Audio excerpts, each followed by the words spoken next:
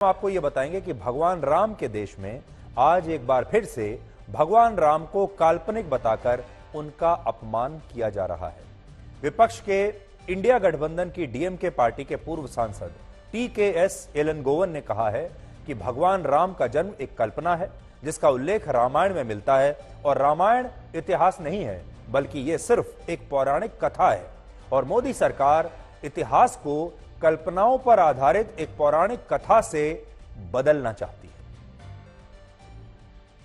Ram's birth is mythology. It's a story of Mahabharata or Ramayana. It's a story from Ramayana. It's a literature. So they want to replace history with mythology. That is what the BJP is trying to do. He is not interested in Ram. BJP does not consider Ram as an important thing. But their political gain becomes important, so they are making use of Ram for their political gains. DMK विपक्ष के India गठबंधन की सहयोगी party है जिसके नेता उदयनिधि स्टालिन भी सनातन धर्म की तुलना पहले डेंगू और मलेरिया जैसी बीमारियों से कर चुके हैं और अब उन्हीं की पार्टी के एक और नेता ने भगवान राम के जन्म को पौराणिक कथा बताया है और ऐसा करने वाले ये हमारे देश के अकेले नेता नहीं है। लोकसभा में कांग्रेस पार्टी के नेता अधीर रंजन चौधरी ने आज भगवान राम को बीजेपी का एक चुनावी प्रोडक्ट बताया है और कहा है कि राम मंदिर का उद्घाटन करके मोदी सरकार देश के लोगों के धार्मिक उन्माद से उन्हें प्रेरित करना चाहती है। इसी तरह विपक्षी दलों के कई नेता अब इस बात पर भी आपत्ति जता रहे हैं कि अयोध्या में राम मंदिर के उद्घाटन कार्यक्रम में प्रधानमंत्री मोदी को क्यों आमंत्रित किया गया है और विपक्षी दल भगवान राम के प्राण प्रतिष्ठा कार्यक्रम को अब बीजेपी का कार्यक्रम बता रहे हैं। जबकि बीजेपी का कहना है कि कांग्रेस पार्टी और विपक्ष के जिन नेताओं ने आज तक अयोध्या में राम मंदिर के दर्शन तक नहीं किए वो नेता अब राम मंदिर के उद्घाटन में प्रधानमंत्री मोदी के जाने से इतने परेशान क्यों हैं? এখন রাম হচ্ছে ভোটের পণ্য, ইলেকটোরাল প্রোডাক্ট। রাম পুজো করার জন্য নয়, রাম এখন বিজেপি পার্টির ইলেকটোরাল প্রোডাক্ট অর্থাৎ নির্বাচনী পণ্য। রামের নামে দাঙ্গা হবে, রামের নামে বিভাজন হবে, রামের নামে আমার আপনার মধ্যে দূরত্ব তৈরি হবে, সেটা করতে না পারলে ভোট হবে কি করে? निमंत्रण सिर्फ एक ही पार्टी को जा रहा है क्या? कौन कौन पहुंचता कौन नहीं पहुंचता उस पर मैं कोई टिप्पणी नहीं कर सकता हूं, लेकिन भगवान सिर्फ एक पार्टी तक सीमित रह गए हैं क्या? निमंत्रण देने हैं और उसमें अगर उत्साह और उल्लास सबका देखना है तो सभी को होना चाहिए, सभी को निमंत्रित करना चाहिए। अब उनको अपनी परिस्थितियों को देखते हुए क्या करना है वो निर्णय लेंगे, लेकिन आप इसको एक पार्टी का प्रोग्राम बना रहे हैं। क्या ये पार्टी का प्रोग्राम है और एक ही व्यक्ति विशेष का ही प्रोग्राम है? तो ये मेरी तो समझ में नहीं आता। भगवान तो सबके हैं ना। ये जो काम प्रधानमंत्री नरेंद्र मोदी जी ने बाबर का जगह में जो राम मंदिर बनाया, ये पहला कांग्रेस का कोई भी प्रधानमंत्री ने क्यों नहीं बनाया? ये काम नरेंद्र मोदी जी तक इंतजार करना क्यों हुआ? सरासर हमें ये दिखाई देता है कि हमारा जो कांग्रेस का नेतागण था उनका राम के लिए कभी भी मन में भक्ति नहीं था। उन्होंने हमेशा बाबर को ही भक्ति किया और बाबर को ही पूजा किया। आज इस पूरे विवाद को लेकर जो कि राम जन्मभूमि को लेकर विवाद पहले चला हमारे देश में इतने समय तक, लंबे समय तक चला, फिर सुप्रीम कोर्ट ने इस पर फैसला दे दिया। अब राम मंदिर लगभग बनने को तैयार है और यह विवाद लेकिन आज भी कहीं ना कहीं लोगों के दिमाग में, खासतौर पर हमारे नेताओं के दिमाग में है।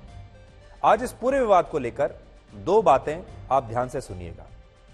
पहली बात यह कि जब इस्लाम धर्म में यह कहा जाता है कि पैगंबर मोहम्मद साहब ने यरूशलेम में अपने बुराक घोड़े से जन्नत की यात्रा की थी, जब वो जन्नत की तरफ गए थे, या ईसाई धर्म में यह कहा जाता है कि अपनी मृत्यु के 3 दिन बाद ईसा मसीह फिर से जीवित हो गए थे और इसके 40 दिन बाद वो स्वर्ग में चले गए थे, तब इन कहानियों को कोई भी काल्पनिक नहीं बताता और इन्हें पौराणिक कथा भी नहीं बताया जाता।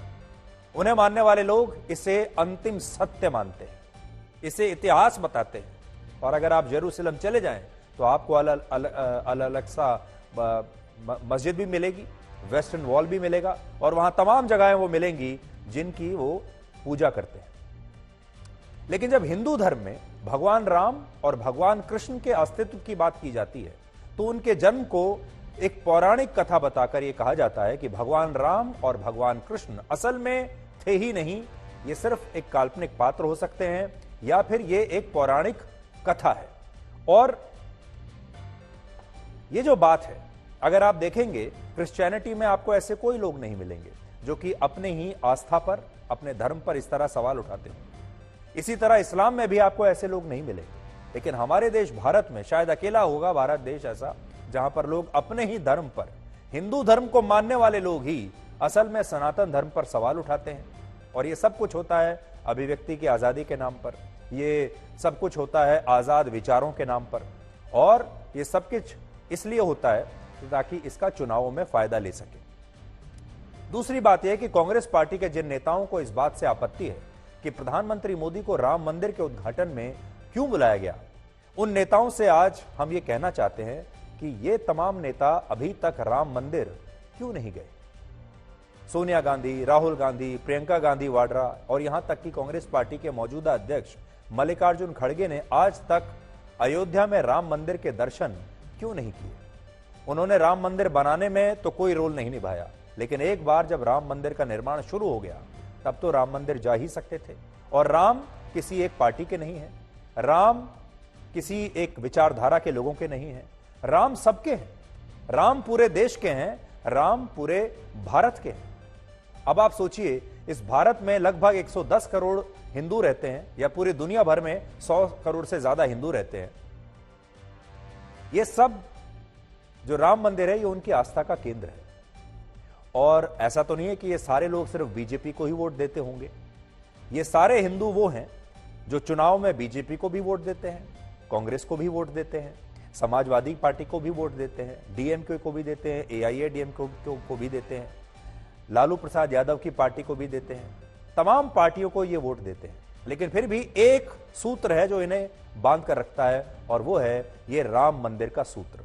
आज भी अगर आप अयोध्या में जाएंगे और राम मंदिर के दर्शन करने के लिए जाएंगे तो आपको पता चलेगा कि पूरे देश से लाखों लोग हर महीने राम मंदिर आते हैं, इस राम मंदिर के भव्य निर्माण को देखने के लिए आते हैं।